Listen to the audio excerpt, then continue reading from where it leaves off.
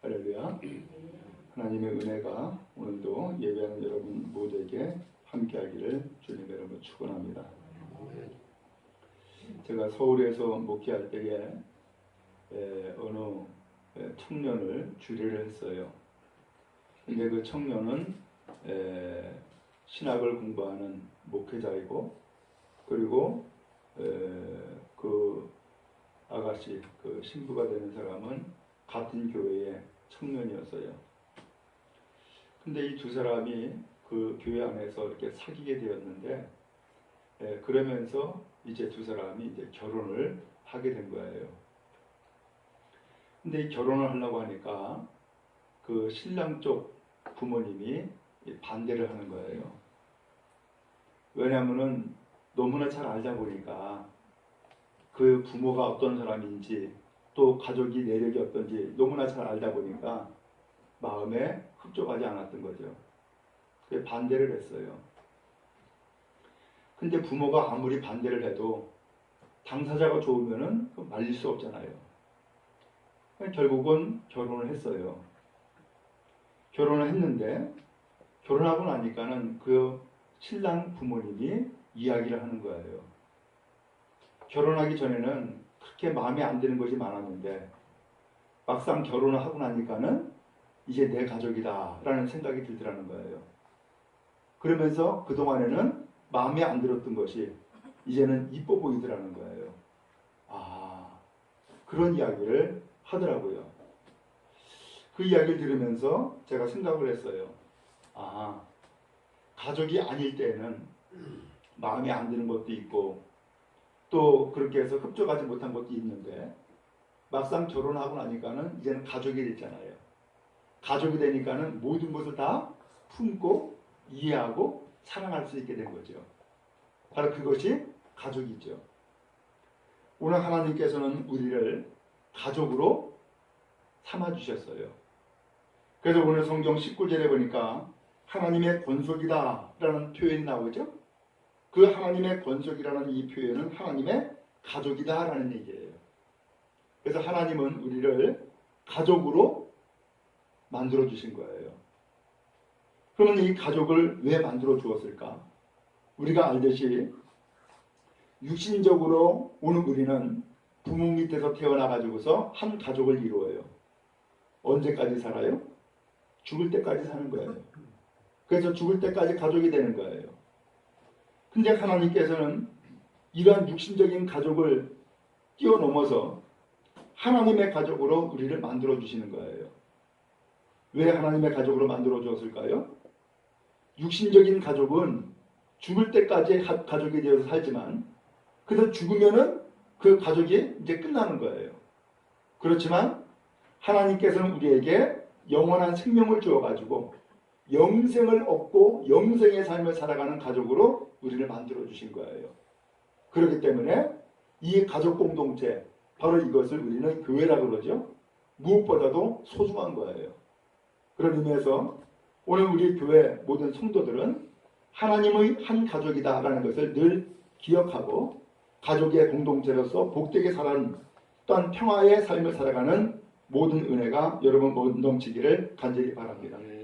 자, 그러면 하나님께서 우리를 이렇게 가족으로 만들어 주었는데 가족으로 만들어 주시면서 하나님께서 오늘 우리에게 뜻하시는 바가 있어요. 무엇을 원하시는가? 그것을 오늘 성경을 통해서 몇 가지 말씀을 나누도록 하겠습니다. 먼저 하나님께서는 이 가족을 통하여서 사랑을 배우기를 원하셔요. 사랑을 경험하기를 원하신다고요. 그래서 하나님께서는 이 사랑을 친히 알려주시고 친히 보여주셨어요. 오늘 이 성경은 에베소서의 말씀인데 거기 14절에 보니까 이렇게 표현을 했어요.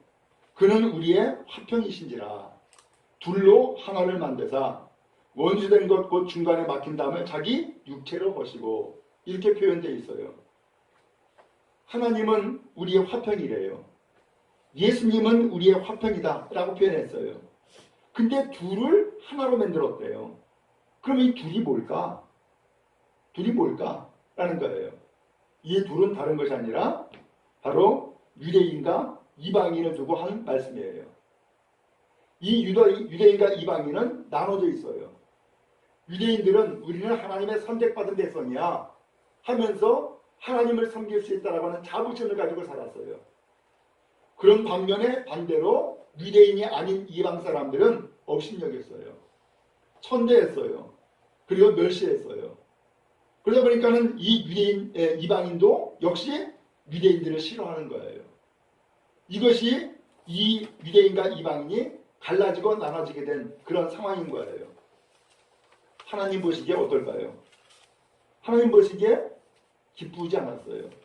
왜? 유대인도 하나님의 백성이고 이방인도 하나님의 백성인데 둘이서 서로 자기 잘났다고 싸우고 있는 상황이잖아요. 여러분 자녀들을 낳았을 때에 자녀 가운데에 혹시 이런 일이 있을 수 있잖아요. 형제가 서로 싸워. 자기 잘났다고. 그러면서 서로 싸우면은 부모의 입장에서 어떤 마음이 들어요? 속상하죠. 괴롭죠.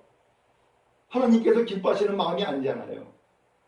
오늘 그런 것처럼 지금 이 땅에 유대인과 이방인으로 갈라져 있는데 이 갈라져 있는 상황을 하나님께서 어떻게 해서든지 화목하게 만들고 화해시키고 화평의 삶을 살아가는 것이 하나님이 원하시는 뜻인 거예요. 그런데 그렇게 되려고 그러면은 뭐 해야 돼요? 누군가 화해시키는 사람이 있어야 되는 거예요. 누군가 화해시키는 사람이 있어야 되는데 그 화해시키는 사람이 누구였느냐? 바로 여기 14절 말씀해 보니까는 자기 육체로 허시고 라는 표현이 나와요. 자기 육체로. 그 자기 육체가 누구예요? 예수님을 두고 한 말씀이에요. 예수님이 자기의 몸으로 이 둘 사이에 막혀있는 담을 헐어버렸다는 거예요. 그러면 자기 육체로 자기의 몸으로 헐어버렸는데 그 헐어버린 것을 또 다른 성경에서 뭐라고 표현했느냐? 16절에 보니까는 또 십자가로 이 둘을 한 몸으로 하나님과 화목하게 하려 하십니다. 자기 육체? 예수님이요? 예수님의 그 몸으로 결국 십자가를 지신 거예요. 죽음에 이르신 거예요. 바로 이것을 육체라고 표현했고 십자가로 표현한 거예요. 그래서 두 사람을 서로 화해시켰다는 거예요. 예수님이 바로 이와 같은 삶을 사신 거예요. 그러므로 예수님이 이와 같이 십자가로 화해시킨 이 사건을 요한복음 3장 16절에서는 뭐라고 표현했어요? 하나님의 세상을 이처럼 사랑하사 독생자를 주셨다 이렇게 표현했어요. 결국 이 십자가의 그 희생이 결국 뭐예요? 사랑이죠. 사랑이죠. 여러분 가정 안에서 우리는 무엇을 먼저 배울 수 있어요? 무엇을 먼저 경험해야 돼요? 그것은 사랑이에요. 부모가 나를 낳고 또 부모가 나를 키우기까지 얼마나 많이 희생을 했는가, 얼마나 많이 고생을 했는가, 얼마나 많이 고통을 받았는가 라고 하는 것을 한 가지 한 가지 자꾸 보는 거예요. 그러면서 체험하는 거예요. 그러면서 우리 부모님은 나를 위해서 이렇게 사랑하시는구나, 이렇게 희생하셨구나라는 것을 한 가지 한 가지 배우는 거죠. 그게 뭐예요? 그게 사랑이에요. 그런 배움을 통하여서 나중에 그 자녀가 성장되어 가지고 한 가정을 이룰 때가 되어지면은 그때에 그가 경험했던 사랑, 그가 배웠던 사랑을 다시금 또 그 자녀들에게 베풀고 나눠주는 거예요. 오늘 이것이 가정인 거예요. 하나님은 이 교회 공동체, 가족으로 만들어준 이 교회 공동체에서도 바로 그것을 원하시는 거예요. 사도행전 20장 28절에 보면 말씀했죠. 교회를 뭐라 그랬어요? 자기 피로 값을 주고 샀다라고 표현을 했어요. 자기 피라는 건 뭐예요? 죽음이에요. 희생이에요. 교회 하나 세워지는 것이 단순한 것이 아니라 바로 예수님의 희생과 그 죽음을 통하여서 교회를 세워준 거거든요. 이 교회도 마찬가지예요. 이제 교회가 개척되어진 지 3년밖에 안 됐어요. 근데 이 교회가 계속해서 성장하고 발전하기까지 우리는 끊임없이 이 교회를 통하여서 배워야 될 것이 있어요. 뭘 배워야 돼요? 하나님의 사랑을 배우는 거예요. 내가 때에 따라서는 잘못된 길을 가고, 때에 따라서는 하나님의 말씀을 거역을 하고, 때에 따라서는 세상을 따라가면서 죄를 짓고 함에도 불구하고 끊임없이 하나님이 나를 사랑하시고 나를 돌봐주시는 그 은혜를 계속 경험하는 거예요. 그래서 교회의 삶은 사랑인 거예요.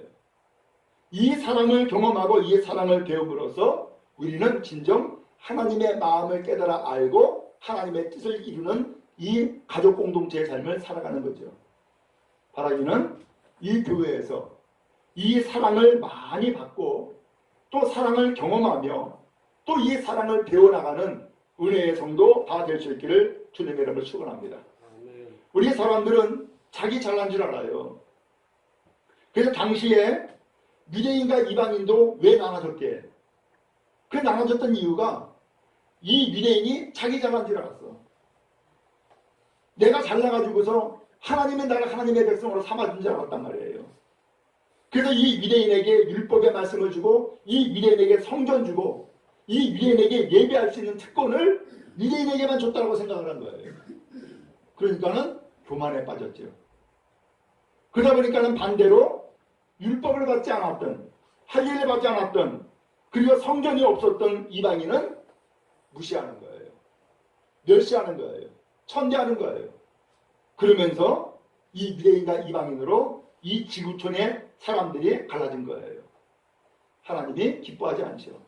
왜? 하나님의 뜻은 갈라지는 것이 뜻이 아니라 모두가 하나님의 가족으로 하나가 되는 것이 하나님의 뜻이기 때문이죠. 오늘 우리 교회도 마찬가지예요. 오늘 우리 교회도 어떻게 하면은 화평을 누리며 어떻게 하면은 하나님의 가족 공동체로 하나로서의 삶을 살아갈 수 있을까? 그것은 다른 것이 아니라 사랑인 거예요. 이 사랑은 어디에 근거하고 있느냐? 예수님의 십자가의 희생에 근거하고 있어요. 사랑이 단순한 사랑이 아니에요. 말로만 사랑이 아니에요.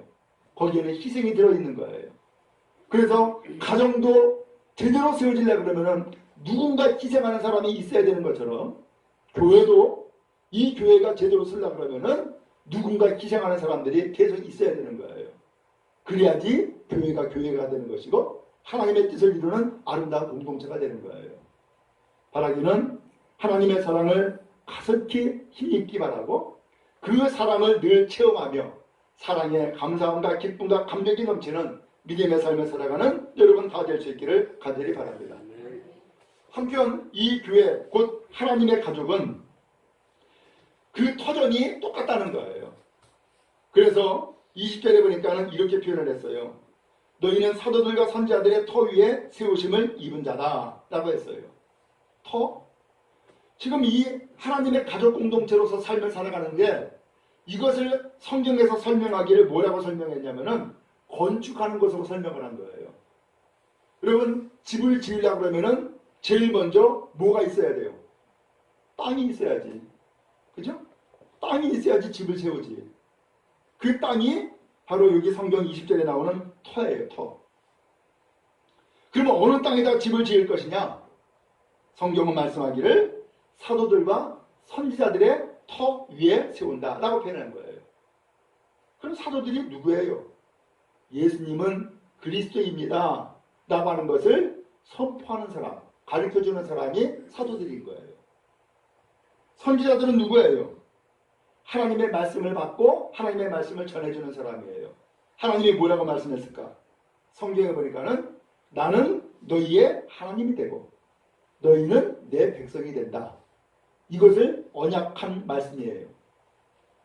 그래서 이 사도들은, 이 선지자들은 나는 너희 하나님이 되고 너희는 내 백성이 된다라고 하는 하나님과의 관계를 알려주시는 말씀을 전해준 사람이에요. 바로 여기에 터를 삼았다는 거예요. 그리고 여기에 가정을 세우고 공동체를 세운다는 거예요. 그러면 이 터라고 하는 것은 구체적으로 뭘 얘기할까요? 바로 하나님이 나의 하나님이 되고 나는 이제 하나님의 백성이 되었습니다라고 하는 약속, 바로 이 언약의 근거에서 공동체를 이루는 삶, 바로 이것이 교회고 이게 하나님의 가족이라는 거예요. 여러분, 우리가 이 시간 어떻게 모였어요? 믿음이 하나이기 때문에 모인 거예요. 고백이 하나이기 때문에 모인 거예요. 여러분의 우리의 믿음, 우리의 고백은 뭐예요? 예수님은 나의 구세주입니다. 예수님은 나의 그리스도입니다. 이 고백 하나로 모인 것 아니에요. 그게 사도들과 선자들의 터예요. 그게 기초예요. 여기에서 교회라고 하는 공동체가 세워지는 거예요. 오늘 이러한 공동체 이 고백이 없으면 세워지질 않아요. 가정을 세우는 것도 마찬가지죠. 제가 자주 표현하지만은 신랑과 신부가 결혼할 때에 주례자가 반드시 묻잖아요. 이 사람을 당신의 아내로 맞아들이겠느냐? 그와 평생을 살겠느냐? 라고 물어보잖아요. 오늘 그럴 때에 신랑과 신부가 대답을 하는데 네라고 하는 대답 한마디만 하면 돼. 그 네라고 하는 대답이 뭐예요? 나 신랑 혹은 신부 사랑합니다. 나 이 신부 나의 아내로 맞아들이겠습니다. 나는 이 아내를 평생 사랑하며 살겠습니다. 라고 하는 다짐이 네라고 하는 대답에 다 들어있잖아요. 그런 것처럼 오늘 사도들과 선자들의 터 위에 세우심을 입었다라고 했는데 예수님은 그리스도입니다. 나는 하나님의 백성입니다. 라고 하는 이 고백 하나가 오늘 믿음의 공동체, 하나님의 가족이 되는 중요한 요인인 거예요. 우리 여러분 이 믿음 잃지 말고 이 믿음 잘 간직하고 하나님의 가족으로서의 삶을 살아가는 은혜가 있기를 간절히 바랍니다. 아울러서 20절 그 다음에 뭐라고 말씀했냐면은 그리스도 예수께서 친히 모퉁이 돌이 되셨다라는 말씀이 나와요. 이게 이 가족 공동체, 하나님의 가족으로서 점점 성장해 나가고 발전해 나가면서 믿음의 길을 가야 되잖아요. 그러려면은 중심이 중요하다는 거예요. 기초가 중요하다는 거예요. 여기서 예수님이 모퉁이 돌이 되셨다라는 표현을 했어요. 이 당시는 건축을 돌로 세웠거든요. 그 돌을 쌓는 거예요. 근데 돌을 쌓는데 돌을 똑바로 잘 세워야지 잘못 세우면 어떻게 돼요? 무너져요. 그래서 돌을 똑바로 잘 세워야 되는데 그래서 제일 중요한 것은 기초돌이에요. 그게 무엇이 기초냐? 예수님이 모퉁이돌, 예수님이 기초돌이라는 거예요. 그러면서 이 돌을 벽과 벽을 이어가지고서 쌓아나가는데 그 벽과 벽을 이어서 쌓아나가는 데에 가장 중심이 되고 가장 밑바닥이 되는 그 돌이 모퉁이돌이거든요. 예수님이 모퉁이돌이래요. 다른 표현을 하면은 예수님이 우리 믿음의 중심이고 예수님이 우리 가정의 중심이 됩니다. 라고 하는 고백을 해야 된다는 거예요. 여러분 기초가 중요하죠? 뭘 하든지 기초가 중요해요. 태권도를 하는 사람들 보면은 기초를 쌓는 데에 몇 달이 걸리더라고. 피아노 치는 사람도 그 기초를 다지는데 몇 달 소비하더라고요. 기초가 중요해요. 그런 것처럼 우리의 믿음의 삶에도 기초가 대단히 중요한데 그 기초가 누구냐? 바로 예수님이 내 삶의 중심입니다. 예수님이 내 삶의 기초입니다. 예수님이 내 신앙의 뿌리입니다. 라고 하는 그 고백, 바로 이것이 기초가 되어야 된다는 거예요. 여러분 가정도 그렇죠? 가정도 오늘 우리가 서로 믿고 신뢰하는 거기에 기초를 두고 있으면 든든합니다. 흔들림이 없습니다. 그런데 살아가다 보면 때에 따라서 의심도 들어요. 믿을 수가 없어요. 그러면은 그 기초는 무너지는 거예요. 그 가정은 흔들리는 거예요. 교회도 마찬가지예요. 하나님은 우리를 하나님의 가족 공동체를 만들어 줬는데 이와 같이 예수님이 기초가 되고 예수님이 중심이 되어가지고서 믿음의 삶을 잘 살아가도록 우리를 만들어 주시는 거예요. 복된 삶을 살아가는 은혜가 우리 모두에게 있기를 간절히 바랍니다. 아울러서 21절에 그의 안에서 건물마다 서로 연결하여 라고 했어요. 건물마다 서로 연결되어 있다는 거예요. 바로 이것이 하나님의 가족이라는 거예요. 우리 성도들도 마찬가지예요. 우리 성도들이 서로 연결되어 있죠? 서로 연결되어 가지고서 함께 신앙의 삶을 살아가는 것이 바로 교회고 하나님의 가족인 거예요. 작년 12월 달에 느닷없이 미국에서 연락을 받았어요. 미국에 저랑 아주 친하게 잘 지냈던 사람이 있거든요. 근데 갑자기 연락을 받았는데 신랑이 죽었대요. 어떻게 죽었느냐? 알고 보니까는 갑자기 뇌출혈이 와가지고서는 쓰러져가지고서 병원에 가니까 이미 죽은 거예요. 기가 막힌 일을 갑자기 당한 거예요. 그 두 사람은, 그 신랑은 원래 미국에서 살고 있었고 신부는 한국에 있다가 두 사람이 서로 이제 누군가 연결해줘 가지고서는 사귀게 되고 그걸 결혼해서 이제 미국 가서 이제 살게 된 거예요. 근데 이제 이 두 사람이 식당을 운영하면서 살게 됐는데 그 많은 일들을 신랑이 다 감당해주고 또한 도와주고 협력했던 거죠. 갑자기 신랑이 죽은 거예요. 근데 더군다나 코로나 시대다 보니까는 장례도 마음대로 칠 수가 없네. 한국에 친척 혹은 뭐 가족들 올 수 있는 상황도 안 되네. 이거 어떻게 해요? 기가 막히잖아. 교회도 제대로 알릴 수가 없었어요. 왜? 장례를 치를 수 있는 상황이 안 되니까. 코로나 때문에. 결국은 목사님에게 알려주고 그 다음에 그래도 가깝게 지냈던 사람들이 그 구역 식구들이었던 거예요. 구역 식구들에게 연락을 했어요. 그랬더니 그 구역 식구들이 날마다 와가지고서 위로하고 같이 아파하고 그러더라는 거예요. 우리나라는 장례를 치르면 3일장을 치르잖아요. 근데 미국은 그렇지 않더라고. 미국은 장례하는 날짜를 따로 정해요. 그리고 장례를 치러야 되는데 장례 치를 수 있는 상황이 안 되니까 결국은 집안에서 장례를 치렀어요. 근데 그때에도 그 교회 식구들, 구역 식구들이 계속해서 찾아와서 예배하고 또 음식 준비하고 위로해주고 그러면서 힘을 북돋아주고 했던 거예요. 장례를 다 마쳤어요. 깨달은 게 있어요. 우리 교회의 이 식구들이 우리 가족이었구나 라는 것을 알게 됐다는 거예요. 어려울 때 힘이 되어주고 그 어려울 때 위로가 되어주고 힘이 되어준 것, 그 사람들이 가족이죠. 혈육, 육신의 가족들은 멀리 떨어져 가지고서 올 수 없었지만 그 믿음의 가족들은 그 어려운 시대에도 찾아와 가지고서는 끊임없이 위로해주고 격려해주고 지금도 전폐하고 아무것도 먹지 못하며 힘이 빠져 있을 때에 자꾸 무엇인가 싸가지고 와가지고서는 먹으라고 격려해주고 했던 그 일들이 결국은 힘이 되었고 일단 그 장례를 잘 마칠 수 있었다라고 하는 얘기를 나중에서야 해주더라고요. 저는 그것을 보고서는 그래 맞아. 하나님이 왜 우리를 하나님의 가족으로 만들어줬을까? 육신의 가족이 다 할 수 없는 것이 있어요.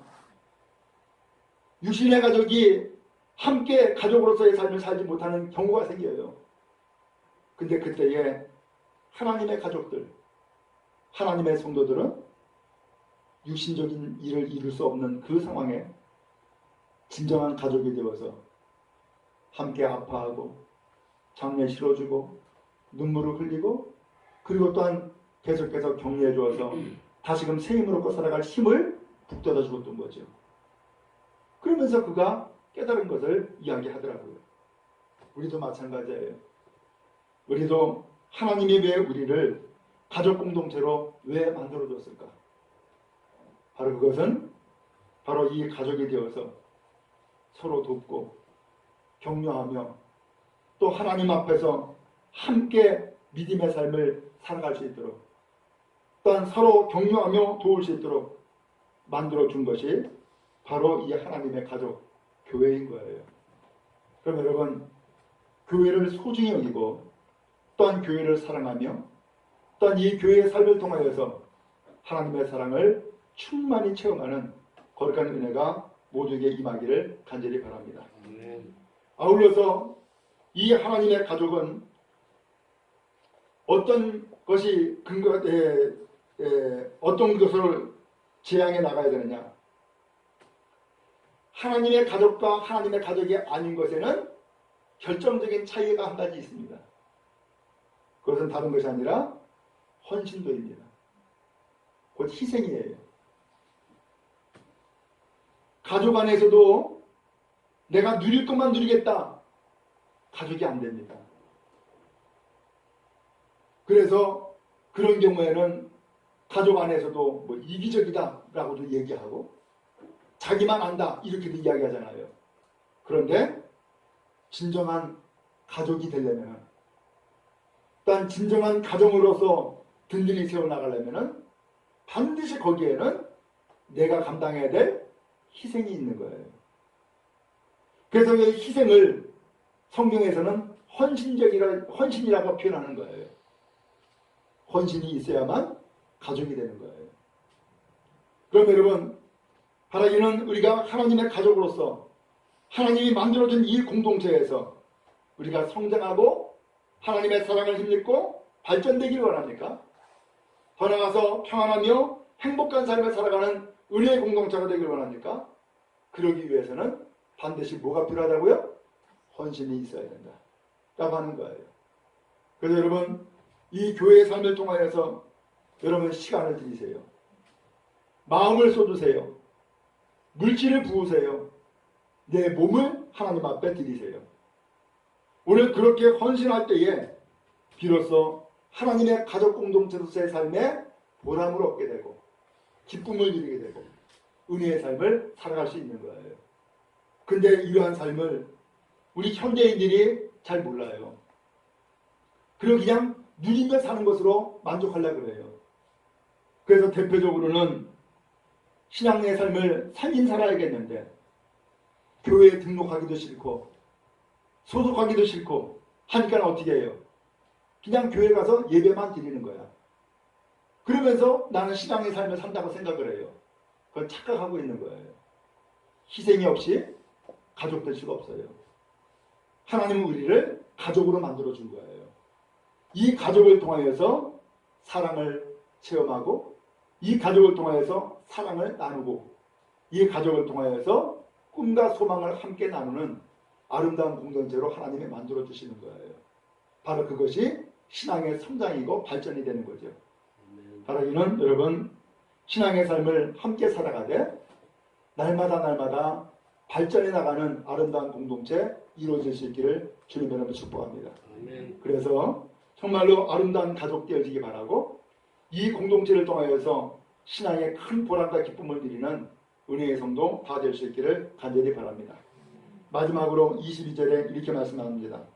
너희도 성령 안에서 하나님의 거하실 처소가 되기 위하여 그리스도 예수 안에서 함께 지어져 가느니라 그랬어요.